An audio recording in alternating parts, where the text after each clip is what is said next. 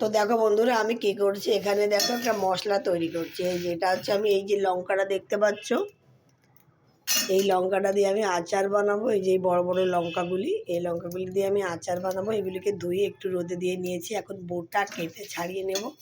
আর এই লঙ্কার আচার বানানোর জন্য দেখো মশলা বাড়ছি। এর মধ্যে রয়েছে ধনে, জিরে, সর্ষে, মেথি, মৌরি আর শুকনো লঙ্কা। একসঙ্গে আমি শুকনো খোলায় হালকা করে ভেজে নিচ্ছি। তো মশলাটা আমার ভাজা হয়ে গেলে এটাকে গুঁড়ো করে আরও কিছু ইনগ্রিডিয়েন্টস দিয়ে মেখে আমি লঙ্কার মধ্যে দিয়ে দেবো। তার এই লঙ্কাটাকে আমি বোটা ছাড়িয়ে এর মধ্যে বীজ সব বার করে নেব। তো লঙ্কার আচার কিন্তু রুটি পরোটা অনেক কিছুর সাথেই খেতে খুব ভালো লাগে। এই রেসিপিটা আমার চ্যানেলে দেওয়া আছে, তোমরা চাইলে দেখে নিতে পারো। তো দেখো বন্ধুরা আমার মশলাটা কিন্তু একদম রেডি হয়ে গেছে।